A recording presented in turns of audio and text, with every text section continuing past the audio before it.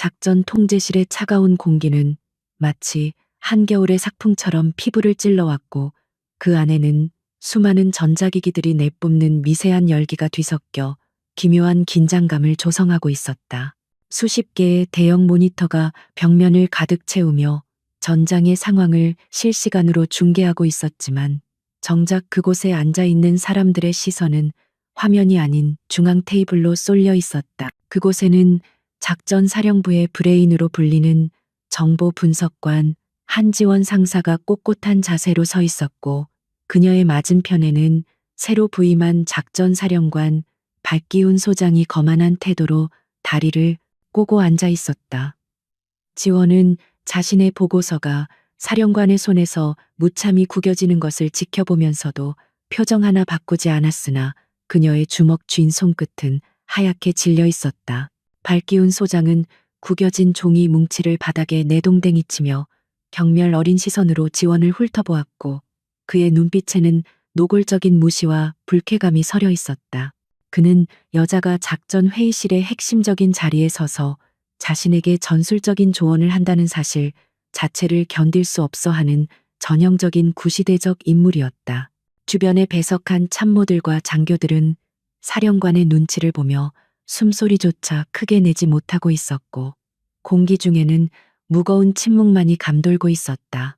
지원은 깊은 숨을 들이쉬며 흐트러진 마음을 다잡으려 노력했고 자신의 분석이 틀리지 않았음을 확신하고 있었기에 물러설 생각이 추호도 없었다. 지원은 차분하고 또렷한 목소리로 다시 한번 자신의 분석 결과를 설명하기 시작했고 그녀의 손가락은 지도 위의 붉은 점들을 정확하게 가리키며 적의 예상이동 경로를 짚어 나갔다. 그녀는 지난 10년간 전방과 후방을 오가며 수집한 데이터를 바탕으로 적의 패턴을 완벽하게 파악하고 있었으며 이번 작전의 성공 여부는 오로지 그녀의 분석에 달려 있다고 해도 과언이 아니었다. 하지만 박기훈 소장은 그녀의 말을 끝까지 듣기도 전에 손을 휘저으며 말을 끊었고 입가에는 비릿한 조소가 걸려 있었다. 그는 지원의 전문성을 인정하기는커녕 그녀의 목소리 톤이나 태도 따위를 트집 잡으며 본질을 흐리기 시작했다. 박기훈의 입에서 나오는 말들은 점차 작전과 무관한 인신공격으로 변질되어 갔고 그는 지원의 외모와 성별을 들먹이며 그녀를 깎아내리는데 열을 올리고 있었다. 회의실에 있던 남성 장교들 중 몇몇은 불편한 기색을 내비쳤지만 감히 소장의 섰을 퍼런 권위 앞에서 이의를 제기하는 사람은 아무도 없었다. 지원은 모욕감에 입술을 깨물었지만 군인으로서의 본분을 지키기 위해 감정을 억누르며 그 모든 모욕을 감내하고 있었다. 그녀가 침묵하자 박기훈은 그것을 패배나 굴복으로 착각하고 더욱 기고만장해져서 수위를 넘는 발언들을 쏟아내기 시작했다. 그 순간 박기훈은 의자에서 일어나 지원에게 한 걸음 다가갔고 위압적인 태도로 그녀의 얼굴을 마주보며 입에 담지 못할 말을 내뱉었다. 그는 지원을 향해 삿대질을 하며 저런 여자는 군복을 입혀놓을 것이 아니라 집안에 가둬두고 교육을 시켜야 한다는 둥에 시대착오적이고 폭력적인 언사를 서슴지 않았다. 그리고 결정적으로 그는 지원의 목덜미 근처를 손가락으로 툭툭 치며 목소리를 낮추어 소름 끼치는 말을 속삭였다. 너 같은 건 말이야 목을 졸라버려야 정신을 차리지. 감히 어디서 지휘관을 가르치려 들어. 지원은 순간적으로 등골이 오싹해지는 공포를 느꼈지만 동시에 머릿속이 차갑게 식어가는 것을 느꼈고 그녀의 시선은 박기훈의 눈동자가 아닌 그의 뒤편 허공을 응시하고 있었다. 박기훈은 자신이 승리했다고 확신하며 거만하게 웃음을 터뜨렸고 주변의 참모들에게 동의를 구하는 듯한 제스처를 취하며 자리에 다시 앉았다. 그는 자신이 방금 저지른 행동이 얼마나 치명적인 실수가 될지 전혀 짐작조차 하지 못하고 있었으며 지원의 가슴 주머니에 달린 작은 단추가 평범한 단추가 아니라는 사실은 꿈에도 몰랐다. 그것은 초소형 고성능 녹음기이자 카메라가 내장된 특수 장비였고 방금 그의 모든 폭언과 위협적인 행동은 고스란히 기록되고 있었다.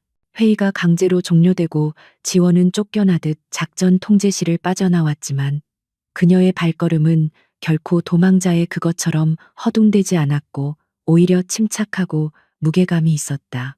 복도를 걸어가는 그녀의 귓가에는 여전히 발기훈의 모욕적인 언사가 윙윙거리며 맴돌고 있었지만 그녀는 주머니 속의 단추를 꽉 쥐며 마음을 다잡았다. 이것은 단순한 괴롭힘이 아니라 명백한 범죄 행위였고 그녀는 더 이상 참을 수 없는 임계점을 넘어섰다는 것을 직감했다. 지원은 화장실로 들어가 거울 속에 비친 자신의 창백하지만 결의에 찬 얼굴을 마주보며 떨리는 손으로 찬물을 끼얹었다. 지원은 떨리는 손을 진정시키며 군복 상의에서 조심스럽게 위장된 단추형 카메라를 분리해냈고 그것은 겉보기에는 평범한 플라스틱 조각처럼 보였지만 그 안에는 거대한 폭풍을 불러올 씨앗이 담겨 있었다. 그녀는 보안이 철저한 개인 단말기에 장치를 연결하여 방금 녹화된 영상을 확인하기 시작했고 화면 속에는 발기훈의 일그러진 얼굴과 폭력적인 손짓이 선명하게 담겨 있었다. 오디오는 잡음 하나 없이 깨끗하게 녹음되어 그의 저속한 목소리와 끔찍한 위협이 생생하게 재생되었다. 지원은 영상을 보는 내내 속이 메스꺼워지는 것을 느꼈지만 눈을 돌리지 않고 그 증거를 똑똑히 확인했다. 그녀는 이 증거 하나만으로는 부족할 수도 있다는 냉정한 판단을 내렸고 발기훈 같은 고위 장교는 수많은 인맥과 권력을 이용해 이 정도의 스캔들은 덮어버릴 능력이 충분히 있었다. 그는 이미 과거에도 여러 차례 부하 직원들을 괴롭히고도 무사히 진급했다는 소문이 파다했고 그 뒤에는 거대한 비호 세력이 존재하고 있음이 분명했다. 지원은 단순히 그를 고발하는 것에서 멈추지 않고 그가 다시는 재기할 수 없도록 완벽하게 무너뜨리기 위해서는 더 많은 탄알이 필요하다는 결론에 도달했다. 그녀의 머릿속에서는 이미 치밀한 작전 계획이 수립되고 있었고 그녀는 정보 분석관으로서의 능력을 10분 발휘할 준비를 마쳤다. 지원은 책상 아래 깊숙한 곳에 숨겨두었던 구형 노트북을 꺼냈고 이 기기는 군 내부망에 접속 기록을 남기지 않도록 그녀가 직접 개조한 특수 장비였다. 그녀는 발기훈의 과거 행적과 그가 관여했던 프로젝트들을 조사하기 시작했고 표면적으로는 화려한 성과들로 포장되어 있었지만 그 이면에는 의심스러운 자금 흐름과 조작 보고서들이 존재할 것이라는 직감이 들었다. 지원은 밤이 깊어가는 줄도 모르고 수많은 데이터의 바다를 헤엄치며 발기훈의 아킬레스건이 될 만한 단서들을 찾아 나갔다. 그녀의 눈동자는 모니터 불빛을 받아 날카롭게 빛나고 있었고 그녀는 이제 더 이상 피해자가 아닌 사냥꾼이 되어가고 있었다. 새벽빛이 창문 틈으로 스며들 무렵 지원은 발기훈이 과거에 지휘했던 부대에서 발생했던 의문의 사고 기록을 발견했고 그 사건은 단순한 안전사고로 종결되었지만 피해자의 증언이 누락되어 있는 등 석연치 않은 점들이 너무나 많았다. 지원은 이 사건이 발기훈의 부패와 무능을 증명할 수 있는 중요한 연결고리가 될 것이라고 확신하며 조용히 데이터를 백업했다. 그녀는 피로가 몰려왔지만 정신만은 그 어느 때보다 맑게 깨어 있었고 가슴속 깊은 곳에서 뜨거운 분노가 동력이 되어 그녀를 움직이고 있었다. 그녀는 자리에서 일어나 창밖을 바라보며 아직 어둠이 채 가시지 않은 연병장을 응시했다. 발기훈은 자신이 건드린 사람이 누구인지 전혀 모르고 있었고 그는 지원을 그저 힘없고 말 잘 듣는 하급자로만 생각했겠지만 그것은 그의 인생에서 가장 큰 오판이 될 것이었다. 지원은 군복의 매무새를 다듬으며 다시 한번 결의를 다졌고 그녀는 이 싸움에서 반드시 승리하여 정의가 살아있음을 증명해 보이겠다고 맹세했다. 그녀는 녹음기가 담긴 보안 USB를 군번줄과 함께 목에 걸고 차가운 금속의 감촉을 느끼며 안도감을 느꼈다. 이제 전쟁은 시작되었고 그녀는 물러설 곳이 없는 벼랑 끝에서 가장 강력한 반격을 준비하고 있었다. 지원은 숙소를 나서며 아침 공기를 깊이 들이마셨고 상쾌한 공기가 폐부 깊숙이 들어오자 간밤의 피로가 조금은 씻겨나가는 듯했다. 연병장에는 아침 저물을 준비하는 병사들의 함성 소리가 울려 퍼지고 있었고 그 활기찬 에너지는 그녀에게 새로운 힘을 불어넣어 주었다. 그녀는 평소와 다름없는 무표정한 얼굴로 부대원들 사이를 지나갔지만 그녀의 내면은 거대한 폭풍우를 품은 바다처럼 요동치고 있었다. 오늘 하루도 그녀는 발기운의 얼굴을 마주하며 아무 일도 없었다는 듯이 연기를 해야 할 것이고 그것은 지옥 같은 고통이겠지만 그녀는 기꺼이 그 고통을 감내할 준비가 되어 있었다. 그녀가 작전실로 향하는 복도에서 마주친 동료들은 그녀의 안색을 살피며 걱정스러운 눈빛을 보냈지만 아무도 감히 어제 무슨 일이 있었는지 묻지 못했다. 그들은 모두 발기운의 성격을 알고 있었기에 지원이 겪었을 수모를 짐작하고 있었고 그 침묵 속에는 무언의 연대감과 동시에 두려움이 공존하고 있었다. 지원은 그들의 시선을 피하지 않고 담담하게 눈인사를 건네며 자신의 건재함을 알렸고 그녀의 흔들림 없는 태도는 동료들에게 묘한 안도감을 주었다.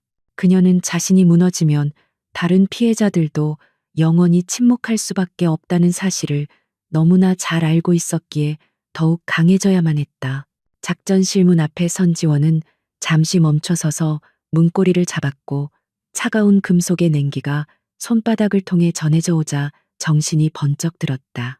문 너머에는 그녀를 경멸하는 사령관과 그를 추종하는 무리들이 기다리고 있을 것이지만 그녀는 이제 더 이상 두렵지 않았다.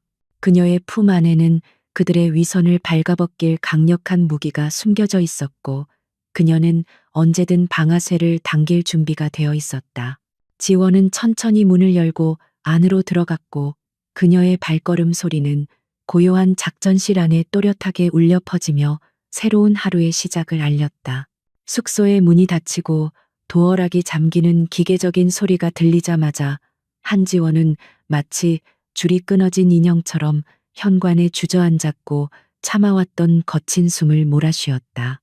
하루 종일 그녀를 지탱하고 있던 긴장의 끈이 풀리면서 다리에 힘이 풀려버린 것이었고 등 뒤로 느껴지는 차가운 철문의 감촉만이 그녀가 안전한 공간에 들어왔음을 알려주었다.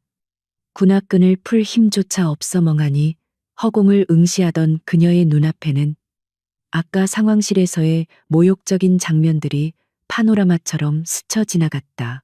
발기훈 소장의 경멸 섞인 눈빛과 입가에 맺힌 비릿한 침, 그리고 목을 조르는 듯한 신용을 하던 그 손짓이 생생하게 떠올라 온몸에 소름이 돋았다. 그녀는 떨리는 손으로 군복상의 주머니를 더듬어 문제의 단추형 카메라를 꺼냈고 손바닥 위에 놓인 그 작은 플라스틱 조각은 믿을 수 없을 정도로 가벼웠지만 그 안에 담긴 진실의 무게는 천근만근이었다. 이것이 세상에 공개된다면 군 전체가 발칵 뒤집힐 것이고 그녀 자신의 인생 또한 송두리째 흔들릴 수 있다는 사실이 뼈저리게 느껴졌다.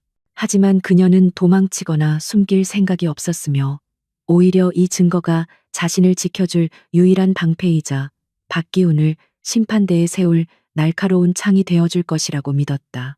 지원은 비틀거리는 걸음으로 책상 앞으로 다가가 의자에 몸을 던지듯 앉았다. 노트북 화면이 켜지고 푸르스름한 불빛이 어두운 방 안을 비추자 그녀의 창백한 얼굴이 모니터에 희미하게 비쳤고 그녀는 깊은 심호흡을 한 뒤 보안 포트를 통해 데이터를 전송하기 시작했다. 파일이 열리고 스피커를 통해 발기훈의 목소리가 흘러나오자마자 지원은 반사적으로 위산이 역류하는 듯한 구역질을 느꼈고 황급히 입을 틀어막았다. 녹음된 음성은 현장에서 들었을 때보다 훨씬 더 적나라하고 끔찍하게 들렸으며 특히 목을 졸라버려야 한다는 대목에서는 심장이 덜컥 내려앉는 것만 같았다.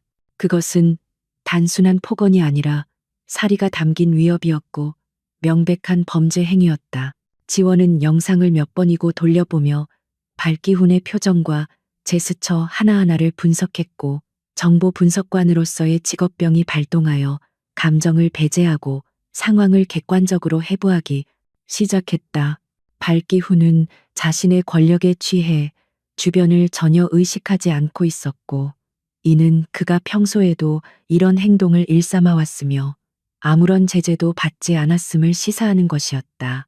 주변에 있던 참모들의 침묵과 방관은 그들이 공범이나 다름없음을 보여주었고 이 싸움이 단순히 발기운 한 사람과의 대결이 아니라 썩어빠진 조직 문화 전체와의 전쟁이 될 것임을 예고하고 있었다. 하지만 냉철하게 상황을 판단했을 때 이 녹음 파일 하나만으로는 발기운 같은 거물을 쓰러뜨리기에 역부족일 수도 있다는 불안감이 엄습해왔다. 그는 군사법원과 고위층의 든든한 뒷배를 가지고 있을 것이 뻔했고 유능한 변호인단을 고용해 이 영상을 조작된 것이라거나 문맥을 무시한 편집이라고 주장할 가능성이 높았다. 게다가 군대라는 폐쇄적인 조직 특성상 내부 고발자는 배신자로 낙인 찍혀 오히려 피해자가 더 큰 고통을 받는 경우가 비일비재했기에 지원은 더 확실하고 결정적인 한방이 필요했다. 그녀는 발기운을 사회적으로 매장시키고 법적으로 빠져나갈 구멍을 원천 봉쇄하기 위해서는 그의 도덕성뿐만 아니라 직무와 관련된 비리까지 파헤쳐야 한다고 결론 내렸다. 군 고위 장교들이 가장 두려워하는 것은 성추문보다는 횡령이나 작전 실패와 같은 군 기강 및 안보와 직결된 문제들이었고 발기훈처럼 사리사욕을 챙기는 인물이라면 반드시 구린 구석이 있을 터였다. 지원은 자신의 특기인 데이터 마이닝 기술을 이용해 발기훈의 과거 결제 서류와 부대 운영비 지출 내역을 샅샅이 훑어보기로 결심했다. 지원은 보안이 강화된 가상사설망을 통해 군수사령부의 데이터베이스에 우회 접속을 시도했고 그녀의 손가락은 키보드 위에서 춤을 추듯 빠르게 움직였다. 평소 업무상 접근 권한이 있는 자료들을 토대로 발기훈이 거쳐간 부대들의 보급품 입출고 내역과 시설 공사 계약서들을 교차 검증하기 시작했다. 방대한 양의 데이터 속에서 의미 있는 패턴을 찾아내는 것은 사막에서 바늘을 찾는 것과 같았지만 지원에게는 남들이 보지 못하는 미세한 균열을 감지하는 뛰어난 직관과 끈기가 있었다. 시간이 얼마나 흘렀는지 모를 정도로 몰입하던 지원의 눈에 이상한 흐름이 포착되었는데 발기훈이 지휘관으로 있었던 부대들에서 공통적으로 특정 업체와의 수의 계약 비율이 비정상적으로 높다는 점이었다. 해당 업체는 겉보기에는 평범한 군납업체처럼 보였지만 재무제표를 뜯어보니 실체가 불분명한 유령 회사에 가까웠고 그 회사의 등기 이사 명단에는 발기훈의 먼 친척으로 추정되는 이름이 포함되어 있었다. 이것은 명백한 이해 충돌이자 횡령의 정황이었고 지원의 입가에는 차가운 미소가 번졌다. 그녀는 이 사실을 입증하기 위해 더 깊이 파고들었고 해당 업체의 자금 흐름을 추적하기 위해 관련 은행 거래 내역을 확보할 방법을 강구하기 시작했다. 물론 민간은행의 데이터에 접근하는 것은 불법이었지만 그녀는 정의를 구현하기 위해서는 때때로 규칙을 우회할 필요가 있다고 생각했다. 지원은 자신이 알고 있는 화이트 해커 커뮤니티의 지인에게 도움을 요청하는 암호화된 메시지를 보냈고 그가 발기운의 차명 계좌를 추적해 줄 수 있기를 간절히 기도했다. 새벽 2시가 넘어가면서 지원의 눈은 충혈되고 머리는 지끈거려 왔지만 그녀는 멈출 수가 없었고 지금 멈추면 두려움이 다시 그녀를 집어삼킬 것만 같았다. 그녀는 발기운이 과거에 저지른 작전 실패를 부하에게 떠넘긴 정황이 담긴 비공개 감찰 보고서의 파편들을 찾아냈고 이것들을 퍼즐처럼 맞추어 나갔다. 발기운은 자신의 진급을 위해 무리한 작전을 강행하다가 아군에게 피해를 입힌 적이 있었고 그 책임을 당시 현장 지휘관이었던 중대장에게 덮어씌워 불명예 전역을 시킨 악질적인 전력이 있었다. 지원은 억울하게 쫓겨난 그 중대장의 이름을 수첩에 메모해 두었고 그가 이번 싸움에서 중요한 증인이 되어줄 수도 있다는 희망을 품게 되었다. 발기운에게 짓밟힌 사람은 지원 혼자가 아니었고 그가 남긴 피해자들의 눈물과 원망은 곳곳에 흩어져 있었기에 그들을 하나로 모은다면 거대한 파도가 되어 발기운을 덮칠 수 있을 것이었다. 지원은 이제 자신이 단순한 피해자가 아니라 복수의 설계자가 되었음을 자각했고 그녀의 가슴 속에서는 뜨거운 동지애와 사명감이 불타올랐다. 잠시 휴식을 취하기 위해 창문을 열자 밤 공기가 차갑게 밀려들어와 뜨거워진 머리를 식혀주었고 멀리서 들려오는 경계병들의 발자국 소리가 정막을 깼다. 지원은 어둠 속에 잠긴 부대의 전경을 바라보며 자신이 지키고자 했던 군인의 명예와 가치가 발기운 같은 자들에 의해 훼손되는 것을 더 이상 두고 볼 수 없다고 생각했다. 그녀는 아버지께서 늘 말씀하셨던 군복은 명예의 수이다라는 말을 되새기며 비겁하게 침묵하며 살아남느니 장렬하게 싸우다 죽는 것이 낫다고 스스로를 다독였다. 다시 자리에 앉은 지원은 지금까지 수집한 자료들을 체계적으로 정리하여 프로젝트 네메시스라는 이름의 폴더에 저장했고 이 폴더는 그녀의 목숨과도 바꿀 수 없는 소중한 자산이 되었다. 그녀는 발기운의 음성 파일과 비리 의혹 문건들 그리고 피해자들의 명단을 보면서 완벽한 시나리오를 구상했다. 먼저 내부 감찰실에 투서를 넣는 것은 위험 부담이 너무 컸는데 감찰 라인 또한 박기훈의 영향력 아래 있을 가능성을 배제할 수 없었기 때문이었다. 그녀는 외부의 힘을 빌리거나 군 검찰 내에서 강직하기로 소문난 인물을 찾아내어 직접 접촉하는 방안을 고려했고 이를 위해서는 더 확실하고 구체적인 물증이 필요했다. 지원은 발기훈이 내일 있을 주간 브리핑에서 또다시 자신을 공격할 것을 예상하고 그 상황을 역이용할 계획을 세웠다. 그가 흥분하여 실수를 하도록 유도하고 그 모습을 동료들 앞에서 노출시킴으로써 그의 권위에 금이 가게 만드는 심리전을 준비하는 것이었다. 지원은 내일 입을 정복을 꺼내어 정성스럽게 다림질을 시작했고 뜨거운 스팀이 뿜어져 나올 때마다 구겨진 옷감이 펴지듯 그녀의 마음속 불안도 조금씩 펴지는 듯했다. 칼날처럼 날카롭게 잡힌 바지의 주름과 반짝이는 계급장은 그녀가 결코 만만한 상대가 아님을 보여주는 갑옷과도 같았고 그녀는 거울 앞에서 경례 연습을 하며 흐트러짐 없는 자세를 가다듬었다. 발기훈이 그녀를 극간 여자라고 비하했다면 그녀는 가장 유능하고 치명적인 군인으로서 그에게 응답해 줄 것이었다.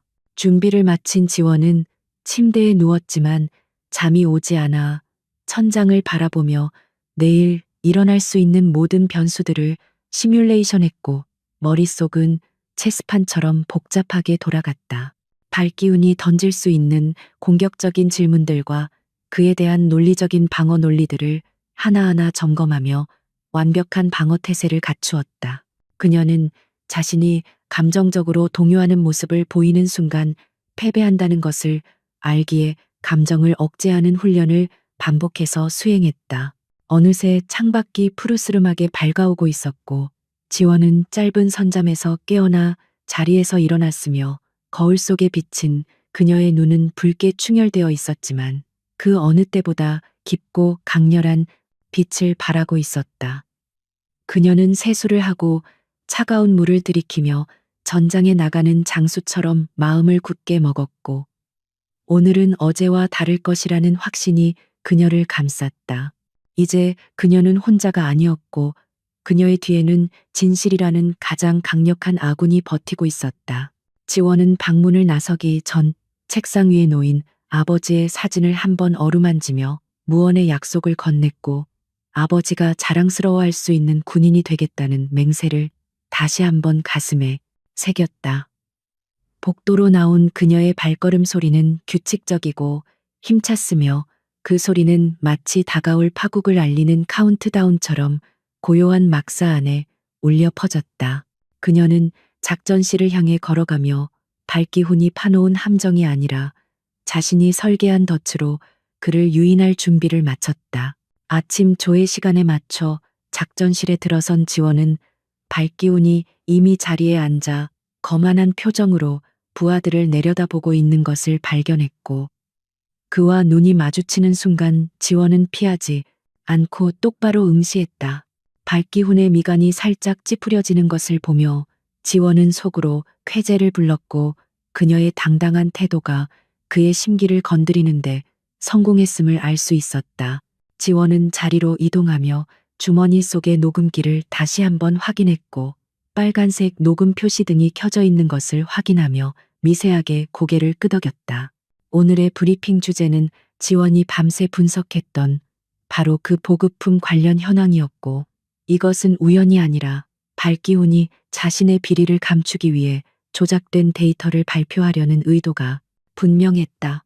지원은 발기훈이 거짓말을 늘어놓을 때마다 팩트로 반박하여 그를 궁지로 몰아넣을 타이밍을 노리고 있었고, 사냥감은 제발로 사냥꾼의 사정권 안으로 걸어 들어오고 있었다. 공기는 팽팽하게 당겨진 활시위처럼 긴장감으로 가득 찼고, 폭풍 전야의 고요함 속에서 지원의 눈빛은 서늘하게 빛나고 있었다. 지원은 브리핑이 끝난 후 사령부 건물을 빠져나와 차가운 밤 공기를 마시며 머릿속을 정리했고, 데이터만으로는 발기훈을 완전히 무너뜨릴 수 없다는 결론에 도달했다. 그녀가 찾아낸 비리, 장부의 숫자들은 명백한 증거였지만 법정에서 그것들을 살아있는 진실로 만들어줄 증언자가 절실히 필요했기 때문이었다. 그녀의 수첩에는 발기훈에 의해 군복을 벗거나 부당하게 전출당한 사람들의 이름이 빼곡하게 적혀 있었고, 그들은 침묵 속에 갇힌 피해자들이었다. 지원은 그들의 닫힌 입을 여는 것이야말로 이번 싸움의 승패를 가를 열쇠라고 확신하며 주차장으로 향하는 발걸음을 재촉했다. 그녀가 가장 먼저 찾아간 사람은 과거 발기훈의 부대에서 중대장으로 복무했던 이진성 예비역 대위였으며, 그는 작전 실패의 책임을 뒤집어쓰고 불명예 전역을 한 인물이었다. 지원이 도착한 곳은 도시 외곽의 허름한 공사장 근처에 있는 작은 컨테이너 사무실이었고, 그곳의 풍경은 한때 유망했던 장교의 추락을 여실히 보여주고 있었다. 먼지 쌓인 작업복을 입고 나오는 이진성의 얼굴에는 깊은 주름과 삶에 대한 피로가 가득했고, 눈빛은 생기를 잃은 채 탁하게 변해 있었다. 그는 지원이 내민 군 신분증을 보고 잠시 멈칫했지만 이내 귀찮다는 듯 고개를 돌리며 대화를 거부하려 했다. 지원은 물러서지 않고 그를 가로막으며 단호한 목소리로 자신이 찾아온 이유를 설명했고, 발기훈이 여전히 군에 남아 권력을 휘두르고 있다는 사실을 상기시켰다. 이진성은 발기훈의 이름이 나오자마자 몸을 떨며 격렬한 반응을 보였고, 그 사람과는 다시는 엮이고 싶지 않다며 소리를 질렀다. 그는 발기훈이 얼마나 교활하고 잔인한 인간인지 뼈저리게 알고 있었기에 계란으로 바위치기 같은 싸움에 끼어들어 남은 인생마저 망치고 싶지 않다고 했다. 그의 거절은 단순한 회피가 아니라 거대한 공포에서 비롯된 생존 본능에 가까웠다. 하지만 지원은 그에게 자신이 확보한 발기훈의 육성 녹음 파일의 일부를 들려주었고, 그 짧은 음성은 이진성의 마음속에 잠재되어 있던 분노를 자극하기에 충분했다. 지원은 자신 또한 발기훈의 표적이 되었으며 혼자서 싸우다 죽는 한이 있어도 그를 법정에 세우겠다는 결의를 보여주었다. 그녀의 눈빛에서 과거 자신의 모습을 발견한 이진성은 흔들리기 시작했고, 긴 침묵 끝에 한숨을 내쉬며 낡은 의자를 권했다. 그는 떨리는 목소리로 그날의 진실에 대해 입을 열기 시작했고, 그것은 지원이 예상했던 것보다 훨씬 더 추악한 이야기였다. 이진성의 증언에 따르면 당시 작전 실패는 발기훈이 자신의 진급 실적을 위해 상부의 승인 없이 무리하게 작전 구역을 이탈하도록 지시했기 때문에 발생한 참사였다. 부대원들이 부상을 입고 장비가 파손되자 발기훈은 모든 책임을 현장 지휘관이었던 이진성에게 떠넘기며 만약 사실대로 보고하면 가족들까지 가만두지 않겠다고 협박했다는 것이었다. 이진성은 가족을 지키기 위해 억울함을 삼키고 군복을 벗어야 했으며 그 이후로 죄책감과 분노 속에서 하루하루를 지옥처럼 살아왔다고 고백했다. 지원은 그의 증언을 녹취하며 주먹을 꽉 쥐었고, 이것은 단순한 비위 행위가 아니라 부하의 인생을 담보로 한 범죄임을 확인했다. 이진성과의 만남을 뒤로하고 지원은 두 번째 피해자로 추정되는 최수연 중위를 만나기 위해 차를 돌렸고, 그녀는 현재 타부대로 전출되어 행정직을 맡고 있었다. 최중위는 과거 발기운의 전속 부관으로 근무하다가 갑작스럽게 보직이 변경된 케이스였는데, 인사기록에는 건강상의 이유라고 적혀 있었지만 소문은 무성했다. 지원은 그녀에게 연락을 취해 부대 근처의 조용한 카페에서 만날 것을 요청했고, 최중위는 처음에는 망설였지만 지원이 같은 여성 군인이라는 점에 안도하며 만남에 응했다. 카페에 들어선 최중위는 군복을 입고 있었지만 어딘가 위축되어 보였고, 사람들의 시선을 극도로 의식하는 듯했다. 지원이 조심스럽게 발기운에 대한 이야기를 꺼내자 최중위의 손이 찻잔을 잡은 채 미세하게 떨리기 시작했고, 그녀의 눈동자는 불안하게 흔들렸다. 그녀는 한참 동안 말을 잇지 못하다가 지원의 진심 어린 설득과 위로의 마음을 열고 눈물을 흘리며 끔찍했던 기억을 털어놓았다. 발기운은 업무 보고를 핑계로 늦은 밤 관사로 그녀를 호출하여 술 시중을 강요했고, 성적인 농담과 신체 접촉을 일삼았다는 것이었다. 그녀가 거부 의사를 밝히자 발기운은 업무 능력을 트집 잡아 공개적으로 망신을 주고 결국 다른 부대로 쫓아내버렸다. 최중희의 이야기는 지원이 겪은 일과 소름 끼치도록 유사했고, 발기훈이 상습적인 성폭력 가해자라는 사실을 명확하게 증명해주고 있었다. 지원은 최중희의 손을 따뜻하게 잡아주며 그녀의 잘못이 아니라고 위로했고, 이제는 우리가 힘을 합쳐 그가 죗값을 치르게 해야 한다고 설득했다. 최중희는 여전히 두려움에 떨고 있었지만 지원의 확신에 찬 눈빛을 보며 용기를 내기로 결심했고, 익명으로 진술서를 작성하겠다고 약속했다. 지원은 그녀의 용기 있는 결정에 깊은 감사를 표하며 반드시 그녀를 보호하겠다고 다짐했다. 증언 확보와 더불어 지원은 발기운의 자금 횡령 의혹을 입증할 물적 증거를 찾기 위해 군수사령부에 근무하는 동기에게 은밀한 조사를 부탁해둔 상태였다. 며칠 후 동기로부터 암호화된 메일이 도착했고, 그 안에는 발기운이 특정 업체와 체결한 납품 계약서, 사본과 실제 입고된 물품의 검수 내역이 담겨 있었다. 자료를 검토하던 지원은 경악을 금치 못했는데, 서류상으로는 최신형 방탄조끼가 납품된 것으로 되어 있었지만 실제로는 성능 미달의 구형 모델이 들어왔던 것이었다. 이는 병사들의 목숨을 담보로 돈을 가로챈 명백한 방산비리였고, 용서받을 수 없는 매국 행위나 다름없었다. 지원은 이 충격적인 사실을 확인하기 위해 주말을 이용해 해당 장비가 보관된 물류 창고에 잠입할 계획을 세웠고, 보안 시스템을 우회할 수 있는 장비를 챙겼다. 그녀는 칠흑 같은 어둠이 깔린 새벽을 틈타 창고에 접근했고, 경비병들의 순찰 패턴을 파악하여 사각지대를 통해 내부로 들어가는 데 성공했다. 창고 안은 퀴퀴한 냄새와 함께 수많은 상자가 쌓여 있었고, 지원은 손전등 불빛을 최소한으로 줄인 채 문제의 납품 상자들을 찾아 헤맸다. 마침내 구석진 곳에서 해당 업체의 로고가 찍힌 상자를 발견한 그녀는 떨리는 손으로 상자를 개봉했다.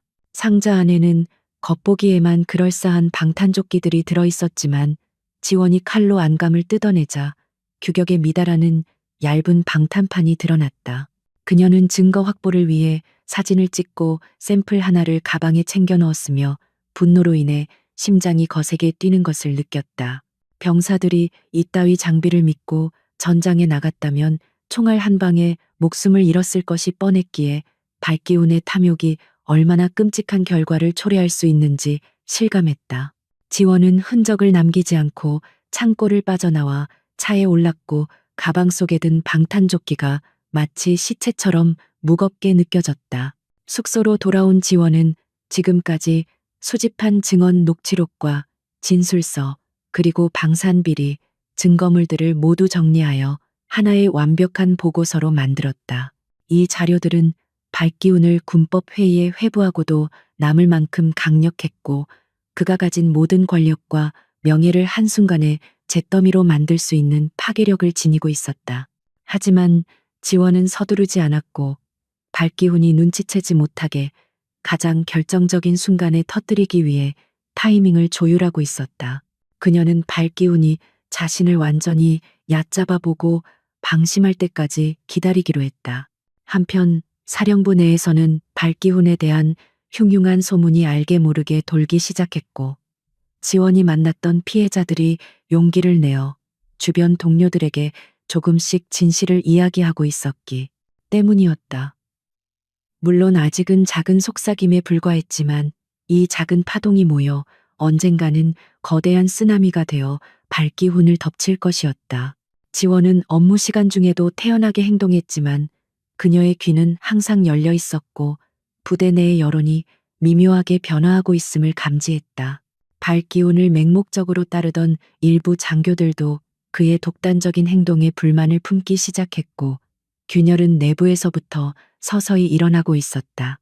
발기운은 부대 분위기가 예전 같지 않음을 직감했는지 신경질적인 반응을 보이며 부하들을 더욱 가혹하게 몰아세웠고 특히 지원을 향한 감시는 더욱 집요해졌다.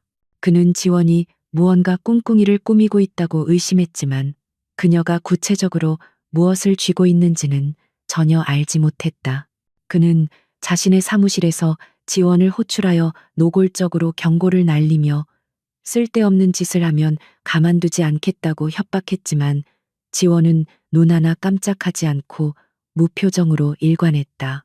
그녀의 침묵은 그를 더욱 불안하게 만들었고 그의 의심은 편집증적인 집착으로 변해가고 있었다. 지원은 발기운의 사무실을 나오며 입가에 옅은 미소를 띄었고 그가 불안해한다는 것은 곧 자신의 계획이 순조롭게 진행되고 있다는 증거였기 때문이었다. 그녀는 이제 마지막 퍼즐 조각을 맞추기 위해 준비했고 그것은 발기운이 스스로 무너질 수밖에 없는 덫을 놓는 것이었다. 다음 단계는 그가 자신을 제거하기 위해 무리수를 두게 만드는 것이었고 지원은 기꺼이 그 미끼가 되어줄 생각이었다. 사냥꾼과 사냥감의 위치가 완전히 뒤바뀐 전장에서 지원은 승리를 확신하며 차가운 복도를 걸어나갔다.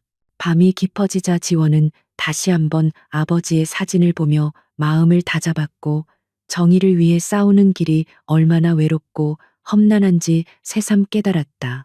하지만 그녀에게는 이제 그녀를 믿고 따라주는 피해자들의 간절한 염원이 함께하고 있었기에 결코 포기할 수 없었다. 그녀는 컴퓨터 화면에 띄워진 프로젝트 네메시스 폴더를 응시하며 엔터키를 누를 순간을 상상했고 그 순간이 오면 모든 거짓과 위선은 낱낱이 밝혀질 것이었다. 폭풍이 몰아치기 전의 고요함 속에서 지원의 눈은 별처럼 빛나고 있었고 내일은 또 다른 전쟁이 그녀를 기다리고 있었다. 이진성 대위가 보내온 추가 자료를 검토하던 지원은 발기운이 비자금을 관리하는 데 사용한 것으로 추정되는 대포 통장의 계좌번호를 발견했다.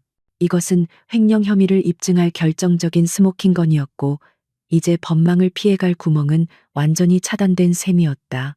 지원은 안도의 한숨을 내쉬며 의자 등받이에 몸을 기댔고 긴장이 풀리면서 급격한 피로가 몰려왔지만 마음만은 깃털처럼 가벼웠. 그녀는 창밖의 달을 바라보며 다짐했고 반드시 이 썩은 환부를 도려내어 군을 다시 깨끗하게 만들겠다고. 다음 날 아침 지원은 평소보다 일찍 출근하여 업무 준비를 마쳤고 책상 위에는 발기운이 지시한 과중한 업무 서류들이 산더미처럼 쌓여 있었다. 이것은 그녀를 지치게 만들어 스스로 나가떨어지게 하려는 유치한 괴롭힘이었지만 지원은 오히려 보란 듯이 완벽하게 처리해낼 생각이었다. 그녀가 서류를 검토하고 있을 때 발기운의 부관이 다가와 오늘 오후 긴급 작전 회의가 소집되었다고 통보했다. 지원은 직감적으로 이번 회의가 자신을 겨냥한 함정임을 알아차렸고 마음의 준비를 단단히 했다. 회의실에 들어서는 발기운의 표정은 여느 때보다 비장했고 눈빛에는 살기가 감돌고 있었으며 그는 오늘이야말로 지원을 확실하게 밟아버리겠다고 작정한 듯했다. 지원은 자리에 앉아 차분하게 그를 응시했고 그녀의 주머니 속에는 여전히 녹음기가 돌아가고 있었다. 발기훈이 입을 여는 순간부터 시작될 치열한 두뇌 싸움과 심리전은 이 이야기의 절정을 향해 치닫고 있었다. 지원은 숨을 고르며 다가올 파도를 정면으로 맞이할 준비를 마쳤다. 긴급 작전 회의가 소집된 대회의실의 공기는 마치 폭발 직전의 화약꽃처럼 팽팽한 긴장감으로 가득 차 있었고 모든 참석자의 시선은 상석에 앉은 발기훈 소장에게 쏠려 있었다.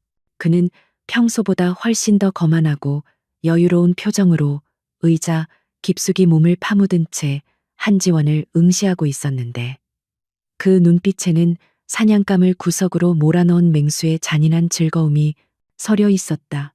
회의실의 대형 스크린에는 최근 국경 지역에서 감지된 정체불명의 전파 신호와 위성 사진들이 어지럽게 펼쳐져 있었고 이는 누가 봐도 심상치 않은 징후임을 나타내고 있었다.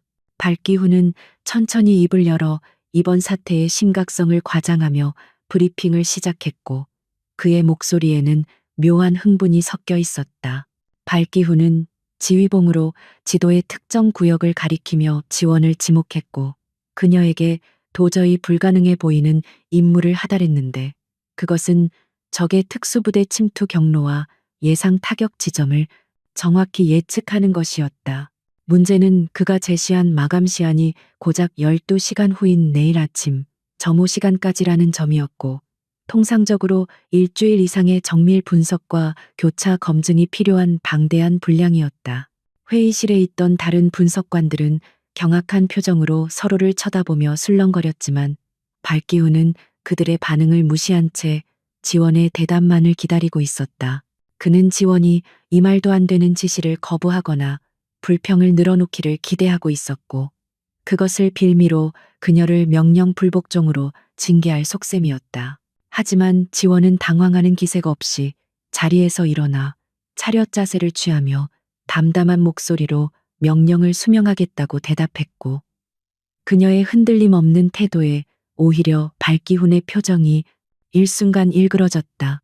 그는 코웃음을 치며 실패할 경우 그에 상응하는 책임을 져야 할 것이라고 으름장을 놓았고 지원은 그 말이 무엇을 의미하는지 정확히 알고 있었다. 이것은 단순한 업무 지시가 아니라 그녀의 군복을 벗기기 위해 치밀하게 설계된 함정이었고 발기훈은 그녀가 제풀에 지쳐 쓰러지거나 엉터리 보고서를 가져올 것이라고 확신하고 있었다. 지원은 짧게 경례를 하고 회의실을 빠져나왔고 그녀의 등 뒤로 발기훈의 비릿한 조소가 따라붙었다. 자신의 분석실로 돌아온 지원은 즉시 업무에 착수하기 위해 메인 서버에 접속을 시도했지만 화면에는 붉은색 경고, 문구와 함께 접근이 거부되었다는 메시지가 떴다. 그녀는 몇 번이고 재접속을 시도했지만 결과는 마찬가지였고 시스템 관리자에게 문의하자 서버 점검 중이라는 뻔한 거짓말이 돌아왔다. 평소라면 사전 공지 없이 서버를 차단하는 일은 절대 있을 수 없는 일이었기에 지원은 이것이 발기훈이 심어놓은 두 번째 덧침을 직감했다. 그는 단순히 과중한 업무를 주는 것에서 그치지 않고 그녀의 손발을 묶어버림으로써 임무 수행 자체를 원천적으로 봉쇄하려 했던 것이다. 가장 중요한 위성 데이터와 감청 자료에 접근할 수 없게 된 상황에서 일반적인 분석관이라면 포기하고 상부 보고했을 것이지만 지원은 달랐다. 그녀는 발기훈이 자신의 능력을 과소평가하고 있다는 사실을 역이용하기로 결심했고 정규 루트가 막혔다면 우회로를 뚫으면 그만이라고 생각했다. 지원은 서랍 깊숙한 곳에서 자신이 직접 개발한 데이터 수집 프로그램을 꺼내어 개인 노트북에 연결했고 군용 위성이 아닌 상용 기상 위성과 민간 항공기의 교신 데이터 등 공개된 정보를 긁어모으기 시작했다. 이것은 훨씬 더 많은 시간과 노력이 필요한 원시적인 방법이었지만 진실에 접근할 수 있는 유일한 길이었다. 시간은 빠르게 흘러 창밖에는 짙은 어둠이 깔렸고 텅 빈 사무실에는 지원의 키보드 두드리는 소리와 컴퓨터 펜 돌아가는 소리만이 울려 퍼졌다. 그녀는 수천 개의 파편화된 데이터를 하나하나 대조하고 분석하며 적의 움직임을 재구성해 나갔고 눈앞이 침침해지고 손가락 마디마디가 저려왔지만 멈출 수가 없었다. 그녀가 분석하고 있는 데이터들은 단순한 숫자의 나열이 아니라 전장에 나가 있는 병사들의 생명과 직결된 정보들이었고 그녀는 단 하나의 오차도 허용할 수 없었다. 발기후는 그녀를 제거하기 위해 안보 공백까지 감수하며 서버를 차단했지만 지원은 그 공백을 자신의 피와 땀으로 메우고 있었다. 새벽 2시가 넘어갈 무렵 지원은 민간 기상 위성의 열화상 데이터에서 미세한 이상 징후를 포착했는데 특정 계곡 지역의 지표면 온도가 주변보다 미세하게 높게 나타나고 있었다. 이것은 자연적인 현상이 아니라 인위적인 여론 즉 사람이나 장비의 이동을 의미하는 것이었고 그녀의 가설이 맞아떨어지는 순간이었다. 그녀는 이 데이터를 바탕으로 적의 침투 경로를 역추적하기 시작했고 놀랍게도 그 경로는 발기운이 과거에 안전하다고 호언장담했던 방어선의 사각지대와 정확히 일치하고 있었다. 지원은 전율을 느끼며 모니터 화면을 응시했고 발기운의 무능함이 또다시 드러나는 순간이었다. 지원은 자신이 발견한 사실이 단순히 이번 작전의 성공을 넘어 발기운을 궁지로 몰아넣을 결정적인 카드가 될 것임을 깨달았다. 그는 지원이 데이터에 접근하지 못할 것이라고 믿고 방심하고 있을 테지만 지원은 그가 감추고 싶어 했던 치명적인 보안 허점을 찾아낸 것이었다. 그녀는 이 사실을 보고서에 어떻게 담아낼지 고민하며 전략을 수정했고 단순히 정답을 제시하는 것을 넘어 발기운이 스스로 자신의 무덤을 파게 만들어야 했다. 그녀는 보고서의 서두에 데이터 접근이 차단된 상황을 명시하고 대체 데이터를 통해 분석한 결과를 논리적으로 전개해 나갔다. 시간은 야속하게도 빠르게 흘러 어느새 동이 터오기 시작했고 지원은 붉게 충혈된 눈을 비비며 마지막 결론 부분을 작성하고 있었다. 그녀는 밤새 한숨도 자지 못했지만 정신은 수정처럼 맑았고 몸 안에서는 아드레날린이 솟구치며 피로를 잊게 만들었다. 그녀는 완성된 보고서를 출력하여 봉투에 담았고 그 묵직한 두께는 그녀가 흘린 땀방울의 무게이자 발기운을 향한 선전포고였다. 지원은 거울을 보며 흐트러진 머리를 정리하고 군복의 매무새를 다듬으며 최후의 결전을 준비하는 전사처럼 비장한 표정을 지었다. 아침 점호 시간이 다가오자 작전실은 다시금 장교들로 붐비기 시작했고 발기후는 여유롭게 커피를 마시며 지원이 나타나기만을 기다리고 있었다. 그는 이미 지원을 징계하기 위한 서류를 책상 위에 준비해두고 있었고 그녀가 실패를 인정하고 고개를 숙이는 장면을 상상하며 쾌감을 느끼고 있었다. 주변의 참모들도 눈치를 보며 분위기를 살피고 있었고 그들은 지원이 불가능한 임무를 완수했을 리 없다고 생각하며 그녀를 동정하거나 혹은 조소하고 있었다. 문이 열리고 지원이 들어서자 실내는 순식간에 찬물을 끼얹은 듯 조용해졌고 모든 시선이 그녀에게 집중되었다. 지원은 뚜벅뚜벅 걸어가 발기훈의 책상 앞에 섰고 그녀의 얼굴에는 피곤한 기색이 역력했지만 눈빛만은 형형하게 빛나고 있었다. 발기훈은 짐짓 놀란 척하며 빈손으로 오지 않은 것을 칭찬하는 척 비꼬았지만 지원은 대꾸하지 않고 정중하게 보고서를 내밀었다.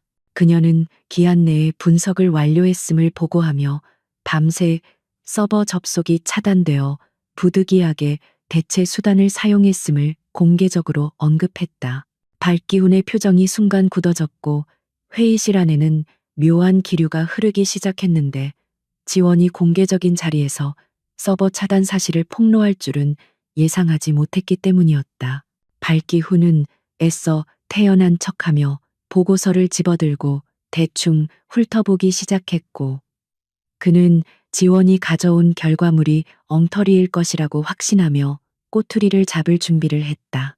하지만 페이지를 넘길수록 그의 미간은 점점 좁혀졌고 손끝이 미세하게 떨리기 시작했는데 보고서의 내용은 너무나도 정교하고 논리적이었기 때문이었다. 특히 적의 침투 예상 경로로 지목된 곳이 자신이 소홀히 관리했던 구역이라는 사실을 확인하자 그의 얼굴은 당혹감으로 붉게 달아올랐다. 그는 이 보고서를 인정하면 자신의 과실을 인정하는 꼴이 되고 부정하면 명백한 데이터를 무시하는 무능한 지휘관이 되는 딜레마에 빠졌다. 지원은 발기운에 흔들리는 눈동자를 놓치지 않았고 쐐기를 밟기 위해 추가 설명을 덧붙였는데 분석 결과 적의 침투가 임박했음을 강력하게 경고했다. 그녀는 지금 당장 해당 구역의 병력을 증강하지 않으면 심각한 안보 위협이 발생할 수 있다고 강조하며 모든 책임은 지휘관의 판단에 달려 있음을 상기시켰다. 이것은 발기운에게 선택을 강요하는 것이었고 그가 자신의 자존심을 위해 보고서를 무시한다면 돌이킬 수 없는 재앙을 맞이하게 될 것이라는 무언의 압박이었다. 회의실의 공기는 숨이 막힐 듯 무거워졌고 침묵 속에 시계 초침 소리만이 크게 들려왔다. 발기훈은 보고서를 책상 위에 거칠게 던지며 말도 안 되는 소설이라고 일축했고 그는 지원이 자신을 모함하기 위해 데이터를 조작했다고 매도하기 시작했다. 그는 민간 위성 데이터 따위는 신뢰할 수 없다며 지원의 분석을 쓰레기 취급했고 당장 나가라고 소리쳤다. 하지만 지원은 물러서지 않고 만약 자신의 예측이 틀렸다면 군복을 벗겠지만 만약 맞다면 사령관님께서도 그에 상응하는 책임을 지셔야 할 것이라고 맞받아쳤다. 그녀의 당돌한 발언에 장교들은 숨을 죽였고 발기우는 분노로 얼굴이 불그락푸르락해져 말문이 막혔다. 지원은 경례를 하고 작전실을 나왔지만 그녀의 심장은 터질 듯이 뛰고 있었고 이것은 그녀가 던질 수 있는 가장 큰 도박이었다. 그녀는 확신하고 있었는데 자신의 분석은 틀리지 않았으며 오늘 밤 반드시 무슨 일이 일어날 것이라는 사실을 알고 있었다. 발기우는 자신의 아집 때문에 경고를 무시할 것이고 그것이 그를 파멸로 이끄는 방아쇠가 될 것이었다. 지원은 복도 창가에 서서 멀리 보이는 국경의 산맥을 바라보며 폭풍 전야의 고요함을 느꼈고 이제 주사위는 던져졌다. 그날 오후 내내 사령부의 분위기는 뒤숭숭했고 발기후는 지원의 보고서를 무시하고 기존 경계 태세를 유지하라고 지시했지만 일부 현장 지휘관들은 불안감을 느끼고 있었다. 지원은 자신의 분석실에서 상황을 예의주시하며 만약의 사태에 대비해 실시간 모니터링을 계속했고 그녀의 예상대로 적의 통신량이 급증하는 패턴이 관측되었다. 그녀는 이 데이터를 캡처하여 별도의 저장 장치에 백업해 두었고 이것은 나중에 발기운의 직무유기를 증명할 또 하나의 강력한 증거가 될 것이었다. 해가 지고 어둠이 내리자 국경 지역에는 짙은 안개가 끼기 시작했고 시야가 확보되지 않는 악조건 속에서 긴장감은 최고조에 달했다. 지원은 통신 장비의 볼륨을 높이고 숨죽여 기다렸고 그녀의 예상 시각이 다가올수록 초조함은 커져만 갔다. 만약 적이 움직이지 않는다면 그녀는 거짓 보고를 한 꼴이 되어 처벌을 피할 수 없게 되지만 그녀는 자신의 실력을 믿었고 무엇보다 데이터가 말해주는 진실을 믿었다. 그리고 마침내 밤 10시가 조금 넘은 시각 정막을 깨고 상황실의 한 라인이 요란하게 울리기 시작했다. 전방 초소에서 다급한 보고가 들어왔고 지원이 예측했던 바로 그 지점에서 적의 침투 흔적이 발견되었다는 내용이었으며 교전이 발생했다는 긴급 타전이 이어졌다. 상황실은 순식간에 아수라장으로 변했고 비상벨 소리가 요란하게 울려 퍼지며 잠자고 있던 부대를 깨웠다. 발기우는 사색이 된 얼굴로 상황실로 뛰어들어왔고 대형 스크린에 표시된 교전 상황을 보며 넋을 잃고 서 있었다. 그는 지원의 경고를 무시한 대가로 끔찍한 악몽을 마주하게 되었고 모든 장교의 시선이 그를 향한 원망과 의심으로 바뀌고 있었다. 지원은 혼란스러운 상황실 한 구석에서 냉정하게 전황을 분석하며 대응책을 수립하기 시작했고 지금은 발기운을 비난할 때가 아니라 아군의 피해를 최소화하는 것이 우선이었다. 그녀는 신속하게 적의 도주 경로를 예측하여 인근 부대에 매복을 요청했고, 그녀의 지시는 당황한 지휘관들에게 등대와 같은 역할을 했다. 발기우는 아무런 명령도 내리지 못한 채 얼어붙어 있었고, 사실상 지휘권은 지원에게 넘어온 것이나 다름없었다.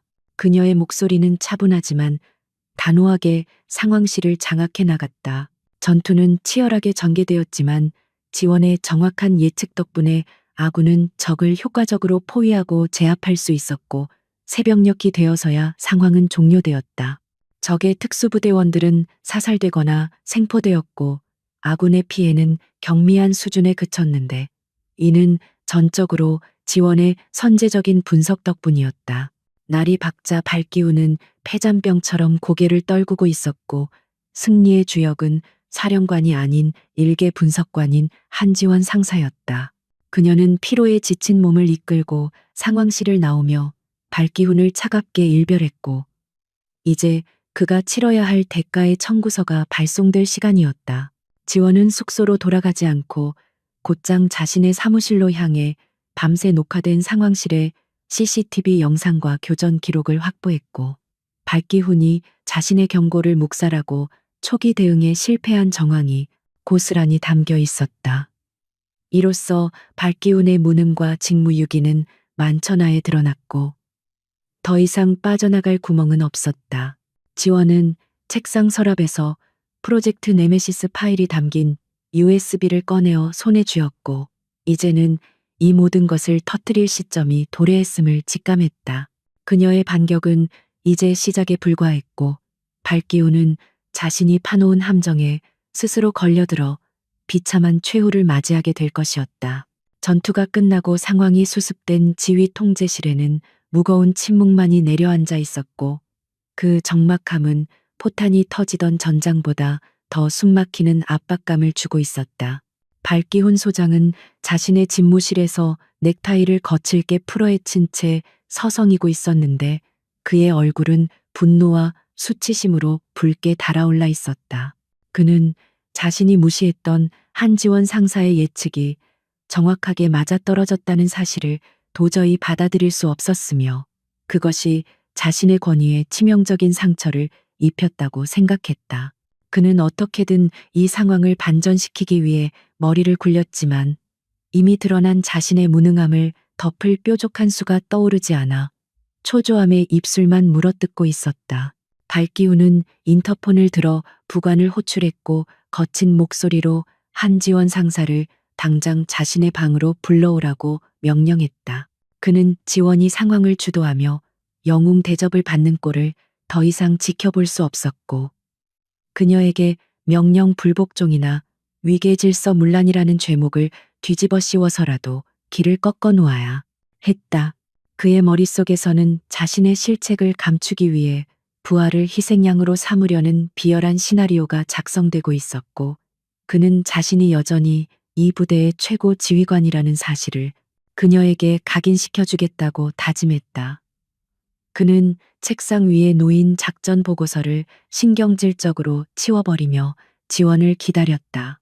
한편 지원은 자신의 자리에서 이번 침투 사건의 근본적인 원인을 파악하기 위해 로그 파일을 분석하고 있었는데, 적들이 어떻게 우리 군의 감시망을 그렇게 정밀하게 피해갈 수 있었는지에 대한 의문이 풀리지 않았기 때문이었다.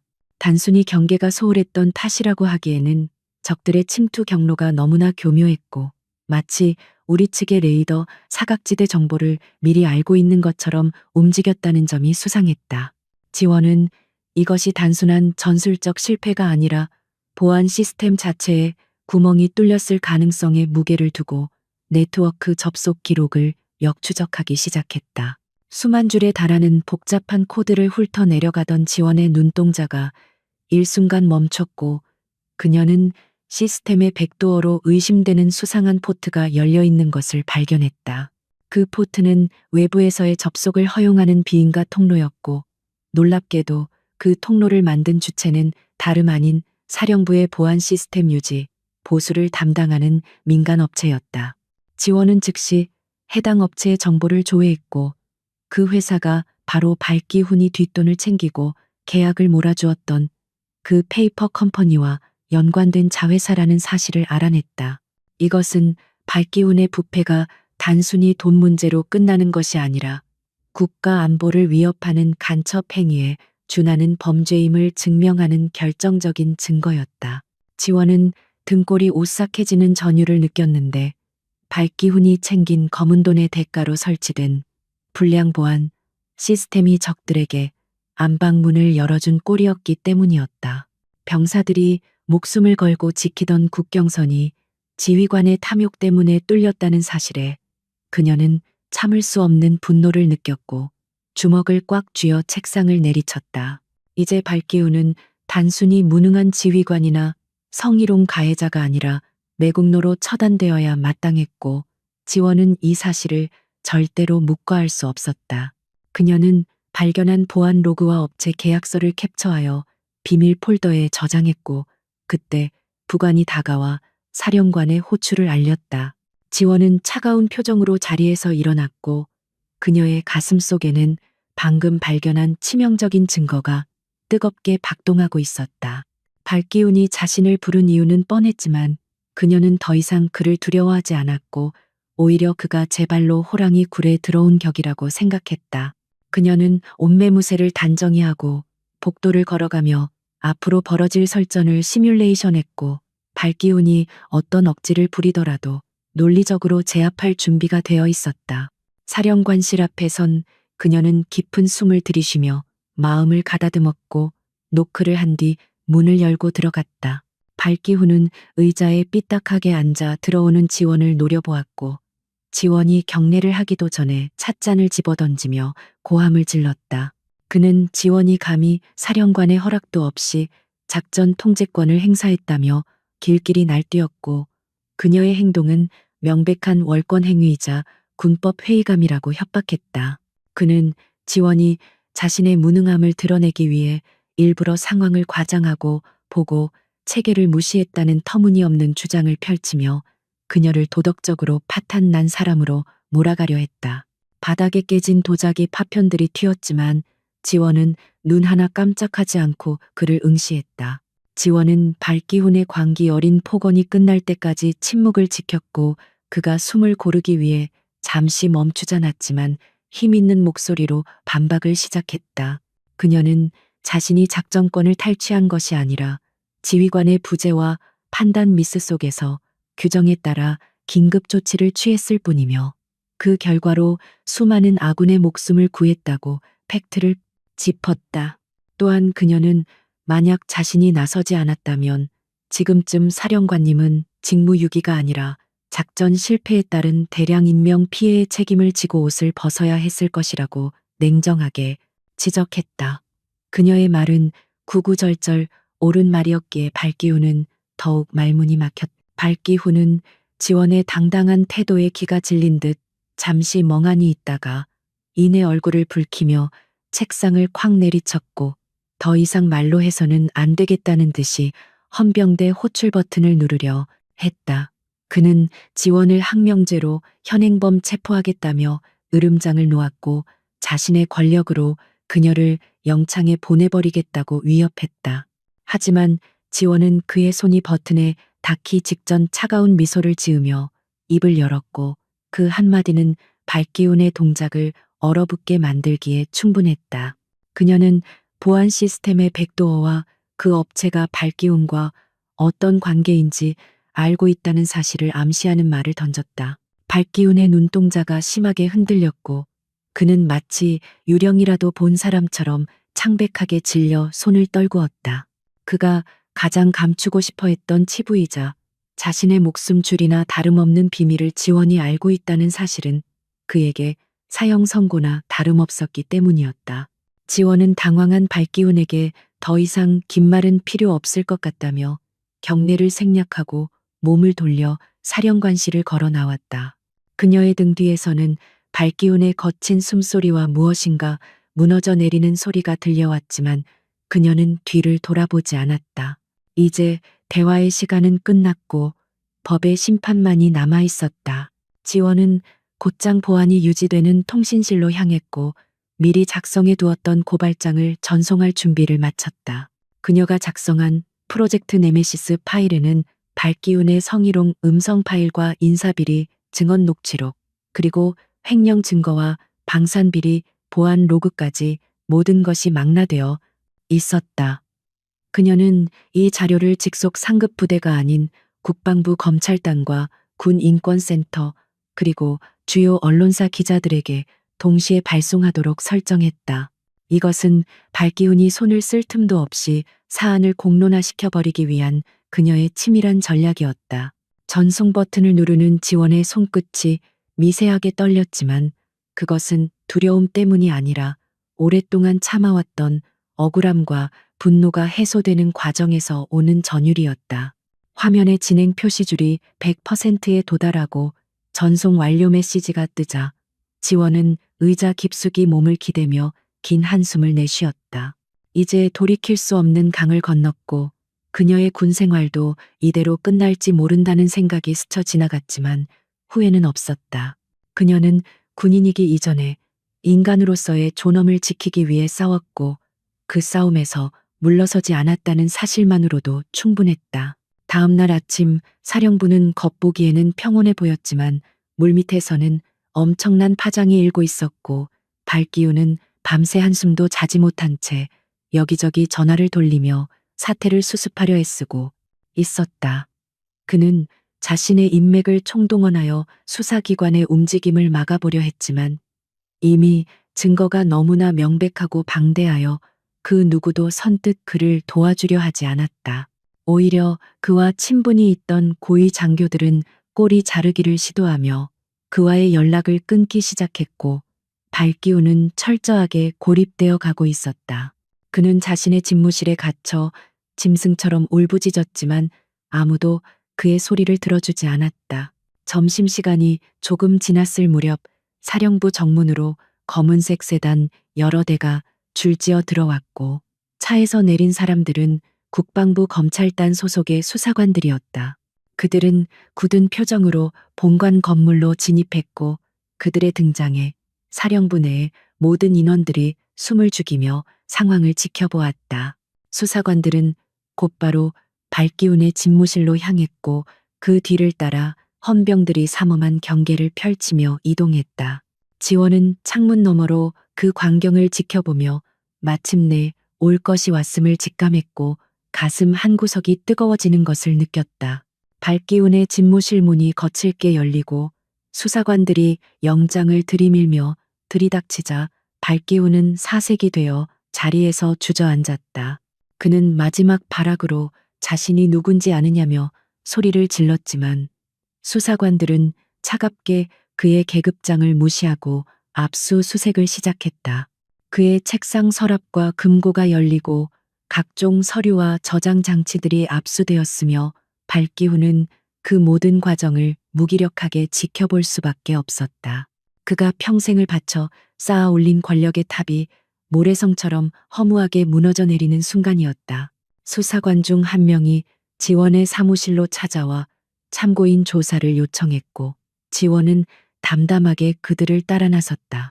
그녀가 복도를 지나갈 때 동료들은 경외심 어린 눈빛으로 그녀를 바라보았고 그들 중 일부는 고개를 끄덕이며 무언의 응원을 보냈다. 지원은 자신이 한 일이 단순히 개인의 복수가 아니라 조직 전체를 위한 정의 구현이었음을 깨달았고 동료들의 시선에서 용기를 얻었다. 그녀는 조사실로 들어가 자리에 앉았고 수사관의 질문에 침착하고 논리정연하게 답변을 시작했다. 발기우는 체포되어 호송차에 태워지면서 끝까지 자신의 혐의를 부인했고 지원을 향해 저주를 퍼부었지만 그의 목소리는 공허한 메아리에 불과했다. 병사들은 끌려가는 사령관의 모습을 보며 수군거렸고 그동안 그에게 억눌려 있던 불만들이 여기저기서 터져나오기 시작했다. 절대 권력자처럼 군림하던 발기운의 몰락은 순식간에 이루어졌고 그 빈자리는 진실과 정의에 대한 갈망으로 채워지고 있었다. 호송차가 사령부를 빠져나가는 모습을 보며 지원은 비로소 긴장이 풀리는 것을 느꼈다. 그날 밤 지원은 숙소에서 이진성 예비역 대위와 최수연 중위에게 전화를 걸어 상황을 알렸고 그들은 전화기 너머로 흐느끼며 감사의 인사를 전했다. 그들의 눈물은 지원에게 그 어떤 훈장보다 값진 보상이었고 자신이 선택한 길이 틀리지 않았음을 확인시켜 주었다. 지원은 그들에게 아직 재판이 남아있으니 끝까지 싸우자고 독려했고 그들은 기꺼이 증인으로 출석하겠다고 약속했다. 피해자들이 서로의 아픔을 치유하고 연대하여 거대한 악에 맞서는 모습은 아름답고 강렬했다. 지원은 침대에 누워 천장을 바라보며 앞으로 닥쳐올 재판 과정을 생각했고 발기후는 최고의 변호인단을 꾸려 반격해올 것이 분명했다. 하지만 지원은 두렵지 않았는데 그녀에게는 진실이라는 가장 강력한 무기가 있었고 그녀를 지지해주는 사람들이 있었기 때문이었다. 그녀는 내일 아침 눈을 뜨면 새로운 태양이 떠오를 것이라고 믿으며 깊은 잠에 빠져들었다. 어둠이 걷히고 여명이 밝아오는 새벽 하늘처럼 그녀의 앞날에도 희망의 빛이 비치고 있었다. 이번 사건은 군 내부뿐만 아니라 사회적으로도 큰 파장을 일으켰고 언론들은 앞다투어 발기운의 비리와 한지원 상사의 용기 있는 내부 고발을 대서특필했다. 여론은 들끓었고 엄정한 수사와 처벌을 요구하는 목소리가 높아졌으며 국방부는 철저한 진상규명을 약속했다. 지원은 원치 않게 유명 인사가 되었지만 그녀는 세간의 관심에 일희일비하지 않고 묵묵히 자신의 자리를 지켰다. 그녀에게 중요한 것은 명성이 아니라 정의가 실현되는 것을 두 눈으로 똑똑히 지켜보는 것이었다. 군사법원이 위치한 국방부 별관 주변은 이른 아침부터 몰려든 취재진과 시민단체 회원들로 인해 발 디딜 틈 없이 북적이고 있었고 빗줄기가 굵어지는 궂은 날씨에도 불구하고 그들의 열기는 식을 줄을 몰랐다. 검은색 우산들이 물결처럼 출렁이는 가운데 법원 입구로 향하는 계단은 마치 진실을 향해 나아가는 험난한 고행길처럼 보였고 그 위를 걷는 한지원의 발걸음은 무겁지만 단단했다.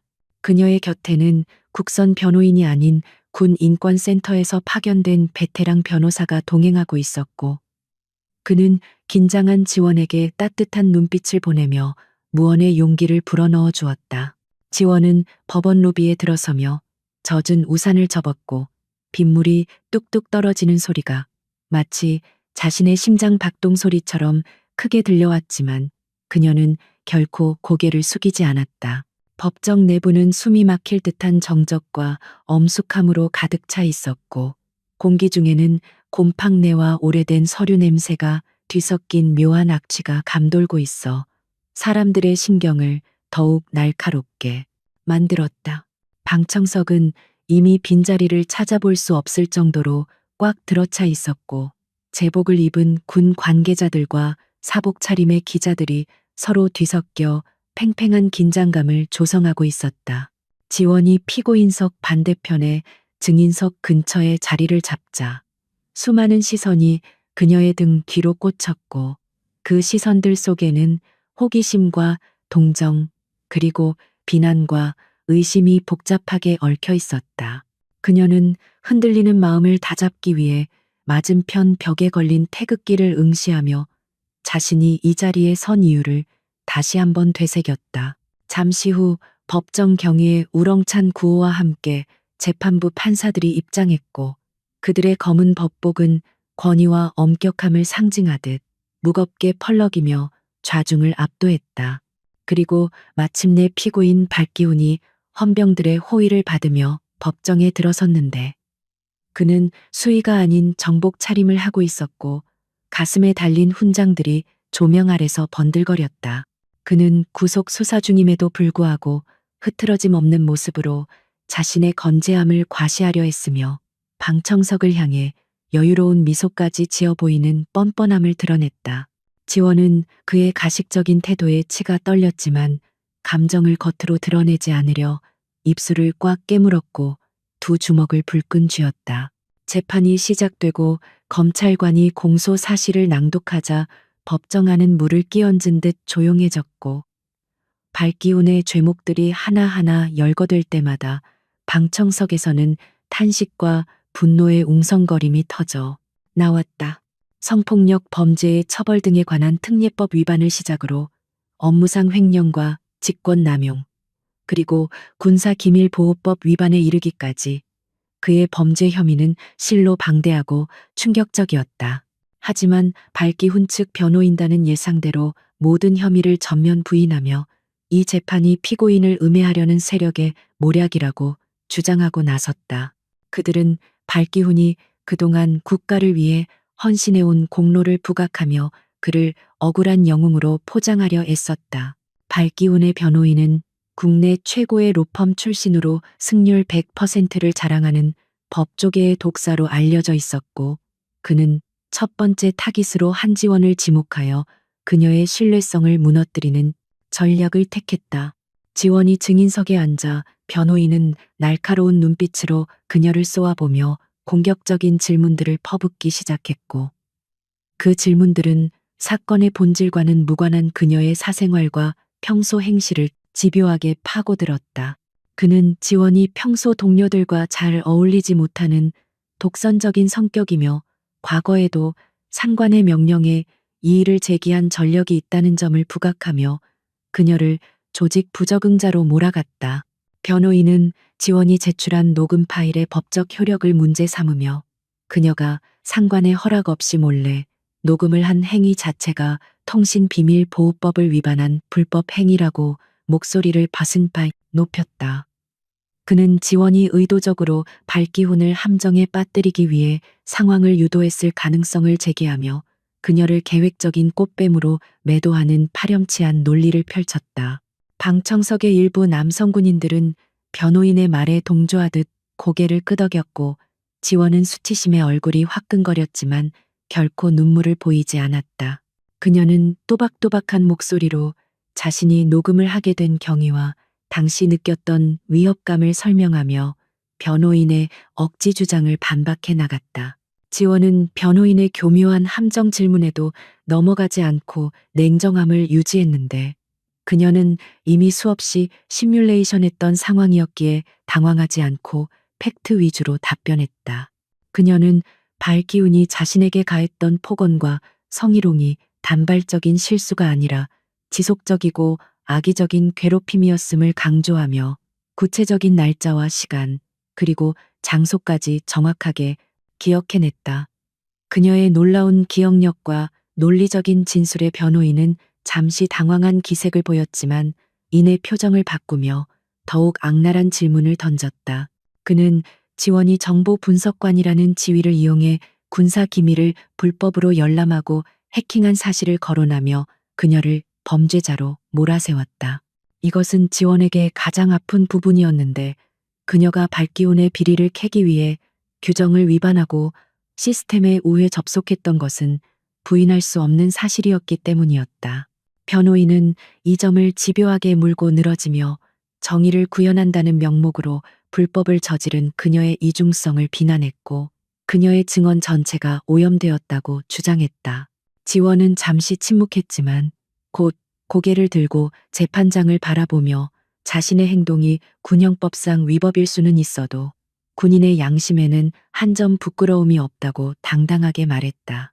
그녀는 국가 안보가 위협받는 상황에서 절차적 정당성보다 실체적 진실을 밝히는 것이 우선이라고 판단했다고 역설했다. 지원의 용기 있는 발언에 방청석에서는 작은 박수 소리가 터져 나왔지만 재판장의 경고로 곧 잦아들었고 분위기는 다시 팽팽해졌다.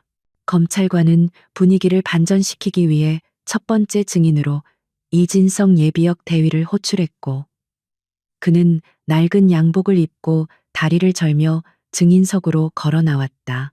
발기훈은 그를 보자마자 인상을 찌푸리며 불쾌한 기색을 드러냈지만 이진성은 흔들리는 눈빛으로 남아 발기훈을 똑바로 응시하려 노력했다. 그는 선서히 떨리는 목소리로 자신이 겪었던 억울한 누명과 강제 전역의 과정을 털어놓기 시작했다. 이진성의 증언은 충격적이었는데 발기훈이 자신의 진급을 위해 부하들에게 책임을 전가하고 협박을 일삼았다는 내용이 구체적인 정황과 함께 밝혀졌기 때문이었다. 그는 당시 발기운이 자신을 불러 가족들의 안위를 들먹이며 협박했던 내용을 생생하게 묘사했고 듣는 이들의 공분을 자아냈다. 발기훈의 변호인은 이진성이 앙심을 품고 거짓 증언을 하고 있다며 그를 알코올 중독자로 몰아갔지만 이진성은 자신이 처방받은 정신과 진료 기록을 증거로 제출하며 자신이 겪은 고통이 현재 진행형임을 증명했다. 그의 절규에 가까운 호소는 법정 안의 차가운 공기를 뜨겁게 달구었다. 이어서 두 번째 증인인 최수연 중위가 등장했고 그녀의 등장은 법정 분위기를 더욱 숙연하게 만들었는데 현역 여군 장교가 상관을 고발하기 위해 법정에 선다는 것은 엄청난 그룹 용기가 필요한 일이었기 때문이었다. 최중위는 군복을 입고 있었지만 몹시 위축되어 보였고 지원은 그녀에게 따뜻한 시선을 보내며 마음으로 응원했다. 최중위는 눈물을 흘리며 발기운에게 당했던 성추행과 인사, 보복의 피해 사실을 진술했고 그녀의 떨리는 목소리는 법정의 모든 소음을 잠재울 만큼 강력한 울림을 주었다.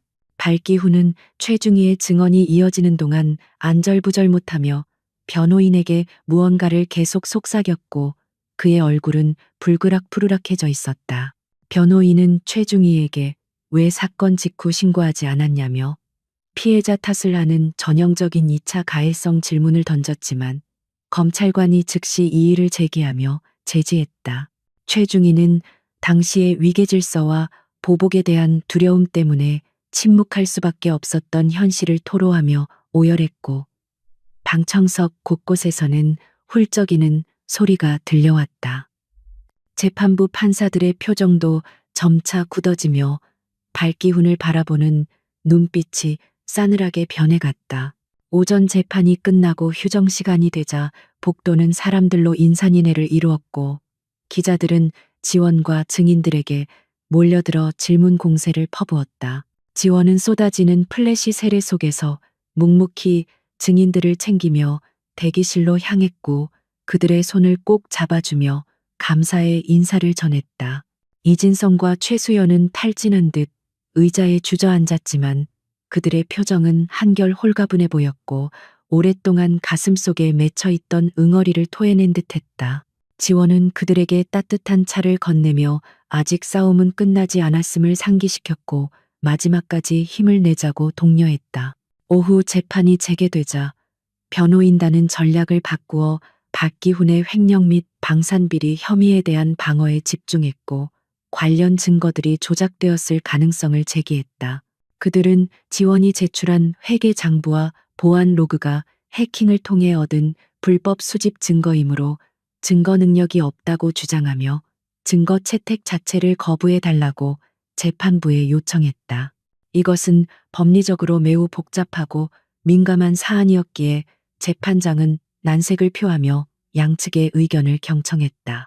검찰관은 공익제보자 보호법과 사안의 중대성을 근거로 증거 채택의 필요성을 강력하게 주장했다. 팽팽한 법리 논쟁이 오가는 가운데 지원은 초조한 마음으로 재판장의 입을 주시했고 만약 이 증거들이 기각된다면 발기훈을 처벌할 결정적인 수단이 사라지게 되는 셈이었다. 발기훈은 회심의 미소를 지으며 승기를 잡았다고 생각하는 듯했고 그의 변호인은 승리감에 도취되어 목소리를 높였다. 하지만 재판장은 오랜 장고 끝에 판결을 내리기 전 중요한 결단을 내렸는데 국민의 알 권리와 군의 청렴성을 위해 해당 증거들을 예외적으로 채택하겠다고 선언했다. 법정 안은 술렁거렸고 발기훈의 얼굴은 흑빛으로 변했다. 재판장은 이어서 지원이 제출한 증거들 중 가장 핵심적인 스모킹건인 녹음 파일과 동영상을 법정에서 직접 재생할 것을 명령했다. 발기훈 측은 필사적으로 이를 막으려 했지만 재판부의 의지는 확고했고 대형 스크린이 내려오며 법정 내 조명이 어두워졌다. 지원은 숨을 죽이며 스크린을 응시했고 이제 곧 모든 진실이 만천하에 드러날 순간이 다가오고 있었다. 스피커에서 지직거리는 잡음이 흘러나오자 사람들은 숨을 멈추고 귀를 기울였다. 첫 번째로 재생된 것은 상황실에서의 녹음 파일이었는데 발기훈의 목소리가 선명하게 울려 퍼지자 법정안은 충격에 휩싸였다. 저런 여자는 목을 졸라버려야 해 라는 그의 육성이 흘러나오자 방청석에서는 비명에 가까운 탄식이 터져나왔고 발기훈은 고개를 들지 못한 채 부들부들 떨고 있었다. 그의 평소 점잖은 척하던 이미지와는 너무나도 다른 추악한 본색이 적나라하게 드러나는 순간이었다. 변호인은 당황하여 어쩔 줄 몰라 했고 판사들은 믿을 수 없다는 표정으로 발기훈을 내려다보았다. 이어서 재생된 영상은 지원이 물류 창고에 잠입하여 촬영한 불량 방탄조끼 검수 장면이었는데 얇은 방탄판이 칼에 찢겨 나가는 모습이 클로즈업 되자 장내는 분노로 들끓었다. 병사들의 생명을 지켜야 할 장비가 쓰레기나 다름없다는 사실에 군 관계자들조차 경악을 금치 못했고 여기저기서 욕설이 터져나왔다. 발기훈은 이제 완전히 무너져 내린 듯 의자 깊숙이 몸을 파묻고 귀를 막으려 했지만 진실의 소리는 그의 귓가에 끈질기게 파고들었다. 마지막으로 지원이 해킹을 통해 확보한 발기훈의 차명 계좌 내역과 보안업체와의 이면 계약서가 스크린에 띄워졌다. 수십억 원에 달하는 검은 돈의 흐름과 국가 안보를 팔아먹은 매국 행위의 증거들이 숫자로 명확하게 제시되자 변호인단조차 더 이상 변론을 포기한 듯 침묵했다. 발기훈이 그토록 감추려 했던 모든 비밀이 백일하에 드러났고 그는 이제 사회적으로 완전히 매장당한 것이나 다름없었다. 지원은 그 화면을 보며 눈시울이 뜨거워졌지만 끝까지 눈물을 흘리지 않았다. 검찰관은 최종 구형을 앞두고 비장한 표정으로 자리에서 일어났고 발기훈을 향해 손가락질하며 준엄하게 꾸짖었다. 그는 피고인이 군인의 명예를 더럽히고 부하들을 짓밟으며 국가 안보를 위태롭게 한 죄는 결코 용서받을 수 없다고 목소리를 높였다. 검찰관은 피고인에게 법정 최고형인 무기징역을 구형했고 그 순간 법정 안에는 우레와 같은 박수와 함성이 터져나왔다. 재판장이 정숙을 유지하라고 소리쳤지만 사람들의 분노와 환희는 쉽게 가라앉지 않았다. 발기훈에게 최후 진술의 기회가 주어졌지만 그는 아무 말도 하지 못한 채 고개만 떨구고 있었고 그의 거만했던 태도는 온데간데 없이 사라지고 초라한 늙은이의 모습만이 남아 있었다. 그는 자신이 저지른 죄의 무게를 이제야 실감한 듯 보였고 후회의 눈물을 흘리는 척했지만 그 누구도 그에게 동정을 보내지 않았다. 지원은 그를 바라보며 연민조차 느껴지지 않는 차가운 시선을 보냈고 악의 평범함과 권력의 허망함을 다시 한번 깨달았다. 재판이 모두 끝나고 선고 기일이 잡힌 후 지원은 법정을 빠져나왔고 밖에는 비가 그치고 맑은 하늘이 드러나 있었다. 수많은 기자가 그녀를 둘러싸고 소감을 물었지만 그녀는 짧게 목례만 하고 인파를 헤치고 나갔다. 그녀는 누군가의 칭찬을 바라고 한 일이 아니었기에 영웅 대접을 받는 것이 부담스러웠고 그저 평범한 군인으로 돌아가고 싶을 뿐이었다. 하지만 그녀는 알고 있었다. 이번 일이 자신의 인생뿐만 아니라 군 전체에 큰 변화를 가져올 것이라는 사실을. 지원은 법원 앞 벤치에 앉아 하늘을 올려다보며 길게 심호흡을 했고 차가운 공기가 폐부 깊숙이 들어오자 비로소 살 것 같다는 느낌이 들었다. 그녀의 곁으로 이진성과 최수연이 다가와 조용히 앉았고 세 사람은 말없이 서로의 어깨를 기대며 위로를 나누었다. 그들은 거대한 바위에 맞서 싸워 이긴 작은 달걀들이었고 그들의 연대는 그 어떤 강철보다 단단했다. 멀리서 들려오는 도시의 소음이 오늘따라 평화롭게 느껴졌다.